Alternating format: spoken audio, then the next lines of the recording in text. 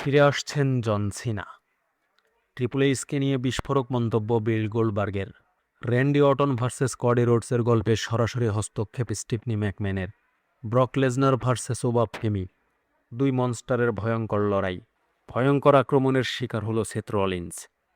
Romain range বনাম পাঙ্কের মধ্যে final ব্রল। সব মিলিয়ে লম্বা এক আলোচনায় সবাইকে স্বাগতম। প্রথমেই কথা বলি জন সিনার ফিরে আসার বিষয়ে, যিনি খুব বেশি দিন হয়নি অবসরে গেছেন, যেখানে শেষ ম্যাচে গুন্থারের কাছে হেরেছিলেন এই তারকা। আর অবসরে যাওয়ার কারণ হিসাবে বলা হয় হলিউডের ক্যারিয়ারের জন্যই তিনি রেসলিংকে বিদায় বলেছেন। তবে তার যাওয়ার পরে প্রথম প্রশ্ন ছিল, তিনি কি আর আসবেন নাকি একেবারে চলে গেলেন। সম্প্রতি তিনি এক ভিডিওতে জানিয়েছেন রেসেমিনিয়া 42-এ মেজর একটা রোলে তাকে ফিরিয়ে আনা হচ্ছে, আর সেখানেই তারকাকে হোস্ট হিসাবে দেখা যাবে। মানে রেসলার হিসাবে নয়, বরং ভিন্ন দায়িত্বে দেখা যাবে এই লিজেন্ডকে। এদিকে বিল গোল্ডবার্গ ট্রিপল এইচকে নিয়ে এক বিস্ফোরক মন্তব্য করেছেন, যেখানে শেষ ম্যাচের সিদ্ধান্ত নিয়ে তিনি খুশি নন বলে জানান। গোল্ডবার্গ ভার্সেস গুন্থারের ম্যাচ শেষ, ক্রাউড দাঁড়িয়ে সম্মান দিচ্ছে। গোল্ডবার্গ মাইক হাতে নিলেন তার ক্যারিয়ারের শেষ কথা বলার জন্য, যেটাকে বলে ইমোশনাল গুড বাই স্পেস। কিন্তু ঠিক তখনই ক্যামেরা হঠাৎ করে কেটে যায়। কোনো ওয়ার্নিং ছিল না, আর না ছিল প্রপার কোনো এন্ডিং। যেন ইতিহাসের একটা বড় মুহূর্ত হঠাৎ থেমে গেল। এই ঘটনা গোল্ডবার্গ খুব ভালোভাবে নেয়নি। তিনি এটাকে বললেন ডিসরেসপেক্ট। একটা এমন রাত যেটা তার লেগেসির জন্য সবচেয়ে গুরুত্বপূর্ণ, আর এরপরে তাকে আর রিংয়ে দেখা যাবে না। শেষ পর্যন্ত সেই মুহূর্তটাই কেটে দেওয়া হলো। কিন্তু কিভাবে? সম্প্রতি এক ফ্যান সাইনিংয়ে একজন ফ্যান সরাসরি বলল, ট্রিপল এইচ একটা জ্যাকঅ্যাস, আর গোল্ডবার্গ সম্মত হয়ে বললেন 100%। এখানে ইঙ্গিত করা হয়েছে ট্রিপল এইচকে। গোল্ডবার্গ বিশ্বাস করেন এই কাট অফের পেছনে হয়তো ট্রিপল এইচের হাত ছিল।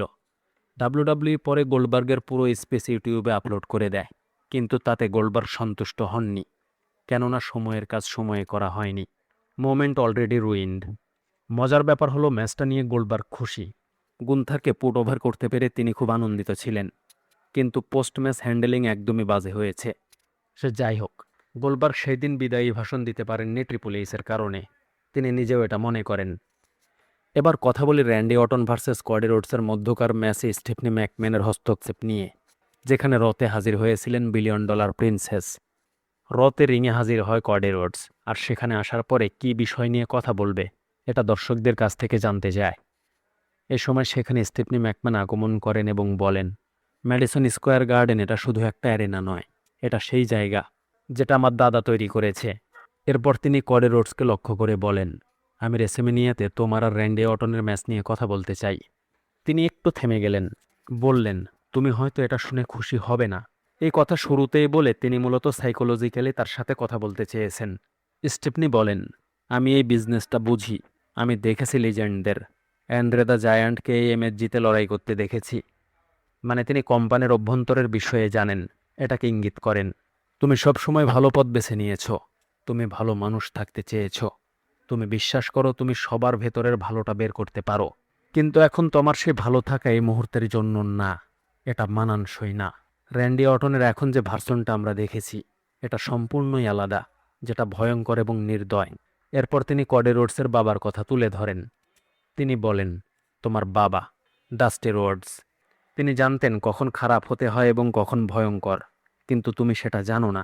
তুমি তোমার বাবার মতন নও, যে কারণে বর্তমান ভার্সনের কডি রোডস আরেক বর্তমান ভার্সনের র্যান্ডি অটনকে হারাতে পারবে না। বাস্তবে তুমি বুঝতেই পারছো না তুমি কার সঙ্গে লড়াই করছো। এরপর দীর্ঘশ্বাস নিয়ে কডি বলে, আমি খারাপ হতে চাই না, তবে র্যান্ডি যা কিছু করেছে তার মধ্যে অনেক কিছু তোমার সাথেও রয়েছে।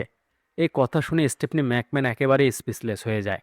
কডি বলে, আমি হয়তো আমার বাবার মতন নই, কিন্তু তুমিও তোমার বাবার মতন নও। স্টিফনি তাকে সতর্ক করে বললেন, নিজেকে পরিবর্তন করো, না হয় তুমি টাইটেল হারাবে। এরপর কডি তাকে ধন্যবাদ দিয়ে কথা শেষ করে। আসলে হুট করে এভাবে কডি রোডসের গল্পে স্টিফনি ম্যাকম্যান কেন আসলো, এটাই বড় একটা প্রশ্ন। এবং একই সঙ্গে কেন গল্পকে পার্সোনালভাবে সামনে আনলেন।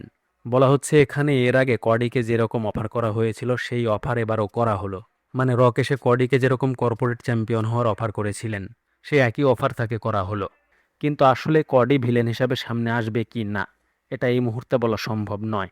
কিন্তু যেহেতু র্যান্ডি অটন হিল হিসাবে সামনে এসেছেন, তাই হতে পারে ট্রিপল এইচের নতুন কর্পোরেট চ্যাম্পিয়ন হবে র্যান্ডি অটন।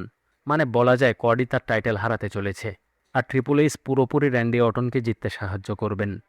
রতে একেবারে সাজসজ্জা করে রিংয়ে হাজির হয়েছিলেন ব্রক লেসনার, আর তিনি পুরোপুরি ওবা ফেমিকে দেখে নেওয়ার প্রস্তুতি সেরে এসেছিলেন। হয়তো ব্যাকস্টেজ থেকে তাদের সামলাতে লোক না আসলে ভয়ঙ্কর যুদ্ধ দেখতে পেতাম, বিশেষ করে ট্রিপল এইচ। প্রথমে নিজের ম্যানেজার সহ পুরোপুরি ডেঞ্জার এডিশনে হাজির হন ব্রক লেসনার, যেন এখনই নিজেকে প্রমাণ করবেন। আসার পরে পল হেইম্যান নিজের পরিচয় দিয়ে কথা বলা শুরু করেন এবং ব্রকের সাথে যা হয়েছে সেগুলো তুলে ধরেন। একই সঙ্গে ওবা ফেমিকে এই মুহূর্তে লড়াইয়ের জন্য ডাকতে থাকেন। তবে পল হেইম্যানের কথা ভালো না লাগার কারণে নিজেই মাইক নিয়ে ফেমিকে ডাকতে থাকেন ব্রক লেসনার। মানে তার দেরি সহ্য হচ্ছিল না।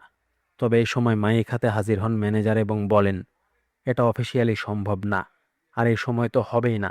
কিন্তু এদিকে নিজের গিমিকে সেখানে হাজির হয় ওবা ফেমি।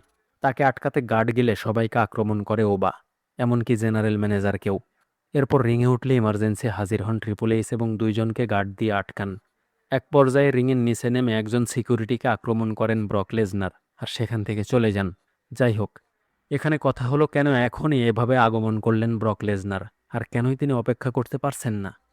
এটার মূল কারণ পল হেইম্যান বিগত দিনের যে কথাগুলো বলেছেন সেটাই প্রমাণ করছেন, মানে মেইন ইভেন্টের ম্যাচ। তিনি সেই দিন বলেছিলেন এই ম্যাচটা হবে মেইন ইভেন্টের। তবে আমরা এখন বুঝতে পারছি আসলে এটা কেন মেইন ইভেন্টের ম্যাচ হবে এই কথা তিনি বলেছিলেন। মূলত এই ম্যাচটা মেইন ইভেন্টের অনুভূতি দেবে, এই কথাই তিনি বুঝিয়েছেন, আর আমরা এটা দেখতেই পাচ্ছি। পল হেইম্যান হাজির হলেন মাইক হাতে, তবে এবার গল্প সেথ রলিন্সকে কেন্দ্র করে, যেখানে হাজির হয়ে তিনি নতুন ট্যাগ টিম চ্যাম্পিয়ন দ্য ভিশনকে তুলে ধরেন। এছাড়া ব্রক লেসনারের কথা তুলে ধরেন তিনি ব্রকের ম্যাচের জন্য নিজের অবদান সামনে আনেন। একই সাথে ওবা ফেমি এবং ব্রকের আজকের যে সামর্থ্য, এটা না দেখাতে পারার জন্য দায়ী করেন ম্যানেজারকে। ম্যানেজার এটার প্রতিবাদস্বরূপ সেখানে হাজির হন, মানে অ্যাডাম পিয়ার্স সেখানে হাজির হন এবং তার কথার প্রতিবাদ করেন। তিনি বলেন, আমি সব কিছুই শান্ত রাখার চেষ্টা করছি, কিন্তু আপনি আমাকে বারে বারে দোষী করার চেষ্টা করে যাচ্ছেন। আমি আপনাকে কিছু শোনাতে চাই। এ সময় পল হেইম্যান বলেন, আমাকে এমন কিছু শোনাও যেটা আমার জানা নেই। তখন অ্যাডাম পিয়ার্স বলেন, আমি বলতে চাচ্ছি রলিন্সের ওপর থেকে পুলিশ সব চার্জ তুলে নিয়েছে, আর সে যে কোনো সময় রিংয়ে আসতে পারে। এই কথা শুনে প্রথমে টেনশনে পড়ে যান পল হেইম্যান, আর ভাবেন এটা মজা করা হচ্ছে। তিনি বলেন, তিনি কাউকেই ভয় করেন না, আর তার সাহসী কিছু অতীত তুলে ধরেন। এ সময় সেখানে হাজির হয় সেথ রলিন্স, আর পল হেইম্যানকে চেয়ার শট করে। তবে পরের মুভ দেওয়ার জন্য রিংয়ের কর্নারে গেলে তাকে রিং থেকে নামিয়ে ফেলে গান্থার, আর লক করে। এক পর্যায়ে অজ্ঞান করে ফেলে এবং রেসেমিনিয়ার লোগোর দিকে ইঙ্গিত করে। ফলে আমরা নিশ্চিত হচ্ছি গান্থার বড় ম্যাচ পেতে চলেছে। প্রশ্ন হলো, গান্থার কেন আক্রমণ করলো? তার তো ম্যাচ হওয়ার কথা ড্রাগন লি এর সঙ্গে। তবে উত্তর হলো, ড্রাগন লি রেসেমিনিয়াতে গান্থারের সমকক্ষ নয়, যে কারণে তার অপোনেন্টকে পরিবর্তন করা হয়েছে। কেননা রে মিস্টেরিওর সঙ্গে গান্থারের যে গল্প শুরু হয়েছিল সেটা ইনজুরির কারণে নষ্ট হয়ে যায়, আর কোম্পানি প্রচুর চিন্তিত ছিল। অপশন হিসেবে যদিও ড্রাগন লিকে রাখা হয়েছিল, কিন্তু সমকক্ষ না হওয়ার কারণে এখানে সেথ রলিন্সকে যুক্ত করা হলো। আর যেহেতু গান্থার একজন হিল, তাই তার আক্রমণের জন্য কোনো কারণের দরকার নেই। সে মূলত প্রতিপক্ষকে তার সঙ্গে লড়াই করতে বাধ্য করল। শেষে রোমান রেঞ্জ এবং পাঙ্কের মধ্যে ব্রল হয়েছে, যেখানে রোমান রেঞ্জ এই ব্রলে পাঙ্কের কাছে হেরে গেছে। রোমান রিংয়ে আসে, তবে কোনো কথা বলার আগে রিংয়ে হাজির হয় পাঙ্ক এবং রিংয়ে ওঠে, লড়াই শুরু হয়। দুজনে হাড্ডাহাড্ডি লড়াই চালিয়ে যায় এবং এক পর্যায়ে রিংয়ের নিচে নেমে যায়। এ সময় সেখানে অফিসিয়ালরা এসে তাদের দ্বন্দ্ব থামানোর চেষ্টা করে ব্যর্থ হয়। শেষ পর্যন্ত রোমান রেঞ্জকে নিজের ফিনিশার এবং তাকে ড্রপ দিয়ে টেবিল ভেঙে ফেলে পাঙ্ক। মূলত গত সপ্তাহের প্রতিশোধ ছিল এটা, আর এই আক্রমণের ফলে ম্যাচটার বিজয় নিয়ে নতুন ধোঁয়াশা তৈরি হলো।